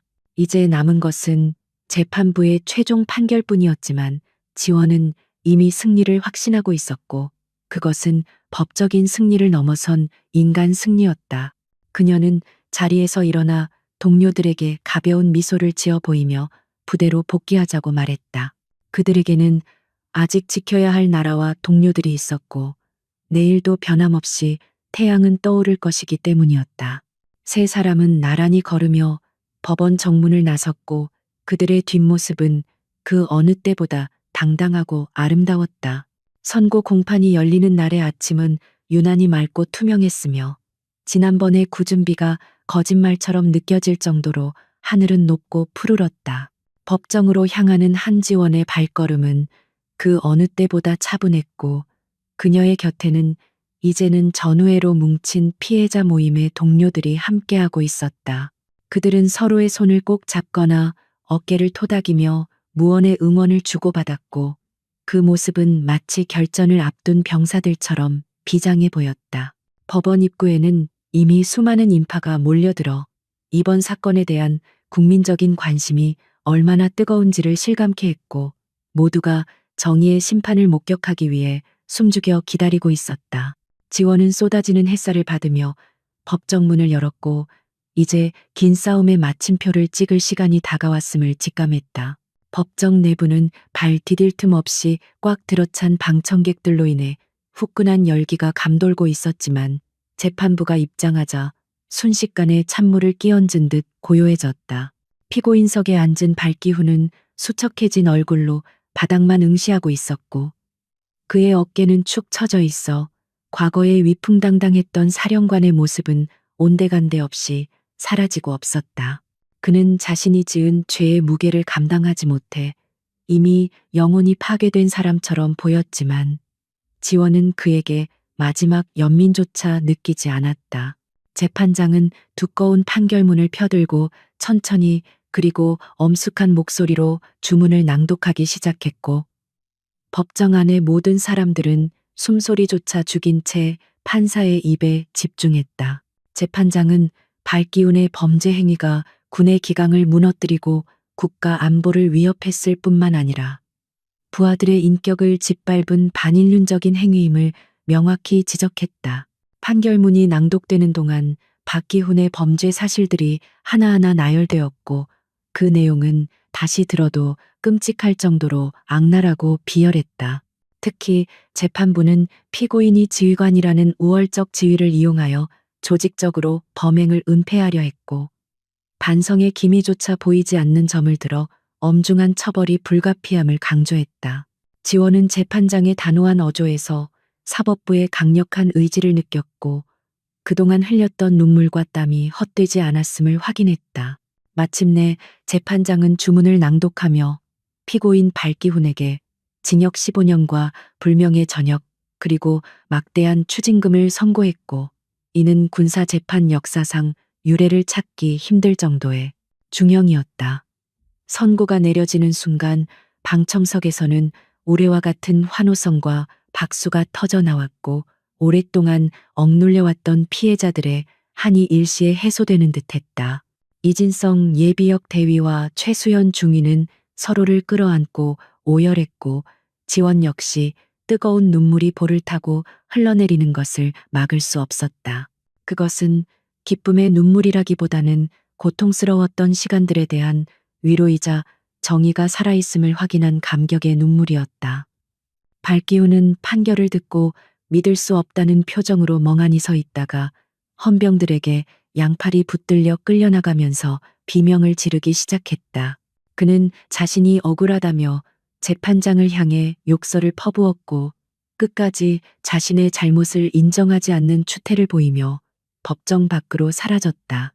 그의 마지막 모습은 비참하기 짝이 없었으며 권력에 취해 타인을 짓밟던 독재자의 말로가 얼마나 허망한지를 적나라하게 보여주었다. 지원은 그가 사라진 빈 피고인석을 바라보며 깊은 한숨을 내쉬었고 이제야 비로소 가슴속을 짓누르던 거대한 바위가 치워진 느낌을 받았다. 재판이 끝나고 법원을 나서는 지원과 피해자들을 향해 수많은 카메라 플래시가 터졌고 기자들은 승리 소감을 묻기 위해 앞다투어 마이크를 들이밀었다. 지원은 잠시 망설이다가 마이크 앞에 섰고 침착하고 단호한 목소리로 자신의 생각을 밝혔다.